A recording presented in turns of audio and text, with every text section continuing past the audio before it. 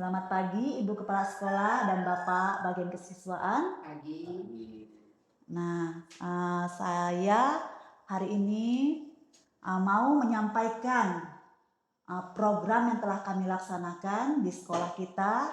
Terutama saya telah melaksanakan program ini di kelas 4, yaitu saya mengambil tema dalam proyek penguatan profil pelajar Pancasila atau P5 ini dengan tema Bangunlah Jiwa dan Raganya dan topik Aku Kenal Diriku. Untuk PPL 2 ini kami diminta untuk membuat proyek penguatan profil pelajar Pancasila atau yang disingkat dengan P5 itu. Nah, di sini kami telah melakukan 3 tahap yang telah dilaksanakan. Itu ada tiga tahap. Tahap yang pertama itu adalah tahap pengenalan dan kontekstualisasi, dan tahap kedua itu adalah tahap aksi.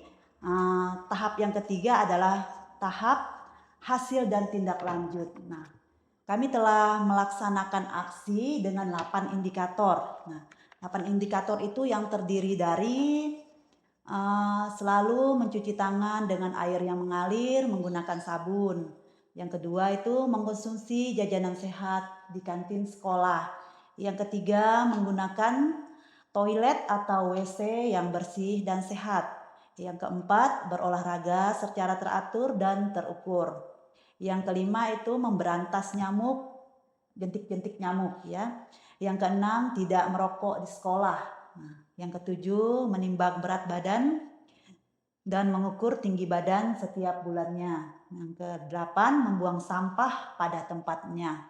Nah, itulah 8 indikator yang telah kami laksanakan di tahap aksi.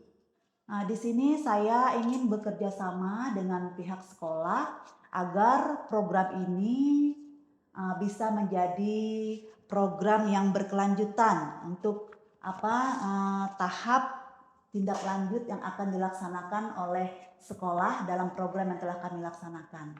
Bagaimana tanggapan Ibu Kepala Sekolah? Oh iya, kami dulu ya. Oh iya, terima kasih kepada Ibu Selviani selaku Kepala Sekolah sangat mendukung dengan kegiatan ini. Kelima yang telah Ibu dan siswa kelas 4 lakukan.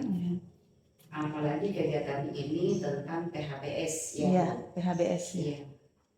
Yang besar manfaatnya untuk sekolah kita. Saya mengajak rekan-rekan guru sekalian menjadikan kegiatan P5 rutin untuk guru dan siswa. Tentang PHBS menjadi program rutin ya. Pembiasaan guru dan siswa di sekolah dan di rumah. Nah, tentang PHBS ini sudah lama kita kenal. Itu dilakukan mulai dari rumah sampai ke sekolah. Di sekolah sudah disiapkan dengan cuci tangan ya, cuci tangan dengan air yang mengalir dan dengan sabun, dan itu sudah dilakukan oleh anak-anak setiap hari. Nah, selain cuci tangan itu di lingkungan sekolah ada kantin sehat ya. Nah, di kantin itu diwajibkan jual makanan atau jajanan yang sehat. Jangan asal asal jual asal barang laku, itu tidak boleh. Kita sangat mendukung dan memperhatikan kesehatan anak-anak kita. Nah, agar anak-anak kita kalau sudah sehat, kita bisa belajar dengan nyaman dan tidak lagi sering sakit-sakitan. Dan kalau memang tangannya kotor jajan nanti sakit perut, malah tidak bisa belajar, yaitu tentang PHBS ya.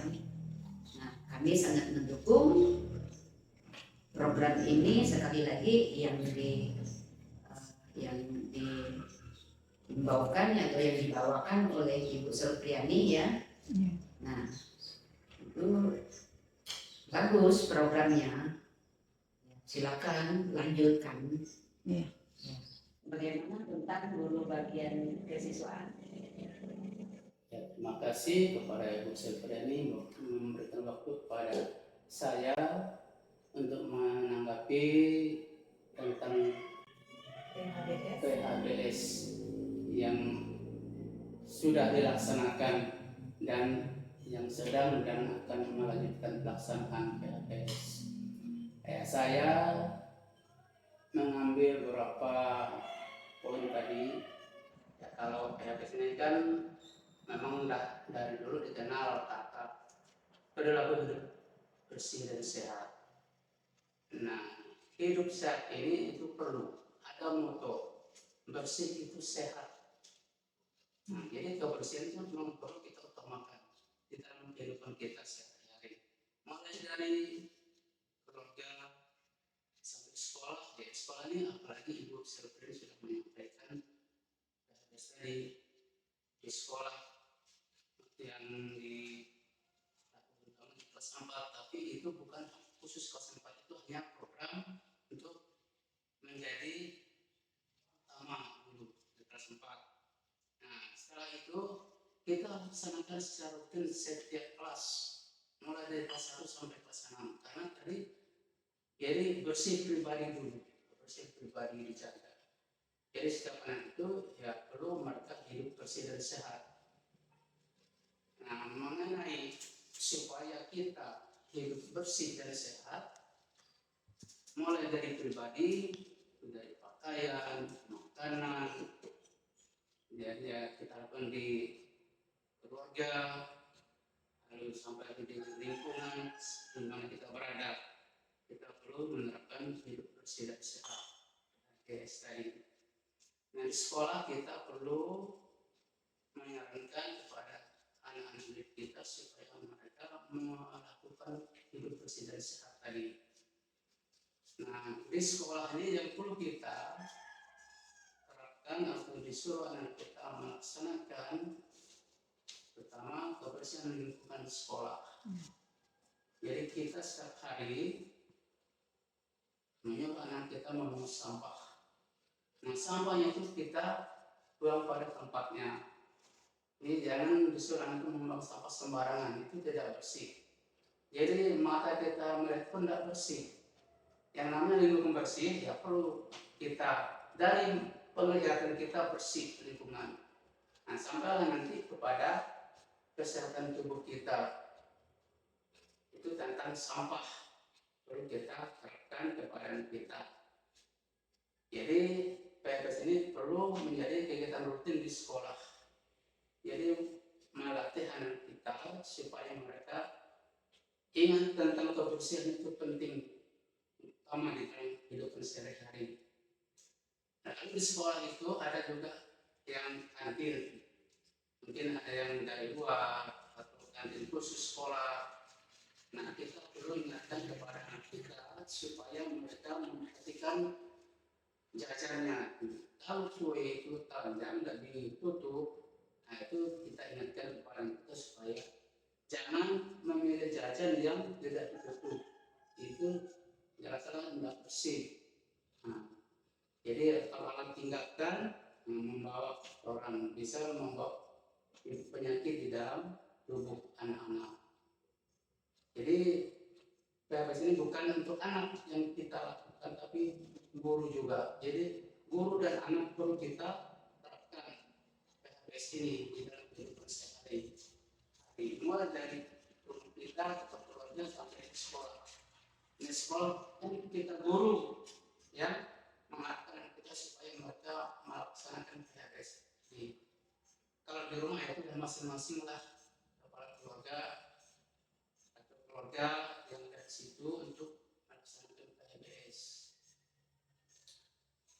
Kalau misalnya anak kita jajan di luar, kita perlu juga memberikan saran di luar sekolah.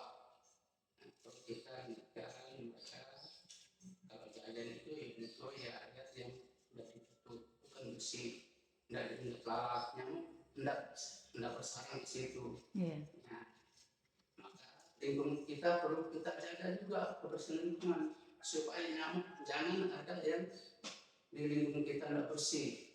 Nah, itu. Jadi sampah itu kalau misalnya banyak menumpuk itu dibakar. Jadi jangan ditumpuk sampah di lingkungan sekolah dan tempat sampah. Kalau sampah-sampah bisa kita pilih-pilih ya, Iya. sampah plastik dengan sampah daun kering atau sampah ranting atau kayu yang lainnya. Kalau sampah plastik itu bisa kita daur ulang, kita bikin apa itu, entah bunga atau apalah ya, kerajinan tangan. Kalau sampah-sampah kering kita bakar, kita bisa jadikan sebagai pupuk organik. Iya, seharusnya pupuk organik. Dan kalau misalnya dari daun-daun kering, itu daun kering kita bakar. Kalau daun basah kita bisa fermentasi.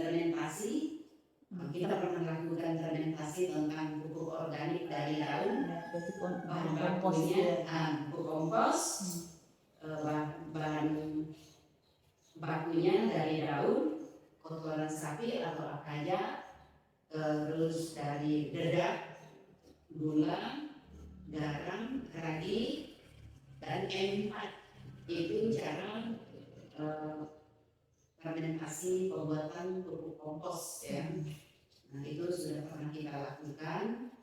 Nah, itu sangat bermanfaat sebenarnya bagi kita kalau menanam tanaman yang sedikit atau sayur-sayuran, kacang, tidak perlu beli sebenarnya pupuk. Kita bisa bikin sendiri, ya itu. Berarti sangat besar manfaatnya ya Bu ya. Iya. Ya, tentang ini pengolahan sampah Iya. gitu ya. Jadi bukan hanya kita bakar, tetapi kita bisa manfaatkan untuk yang bisa misalnya dari sampah plastik dapat Iya. kita manfaatkan, kita daur ulang Iya. untuk apa? Kita jadikan Bikin bunga. ya kerajinan tangan. Kerajinan Jadi itu kan tangan, masuk juga iya. program apa untuk bidang studi lain gitu ya. Iya. Sangat bagus keterampilan itu. Jadi siswa itu kita biasakan mereka hidup bersih pada diri sendiri dulu. Terima kasih, itu tanggapan dari saya yang siswa. Iya.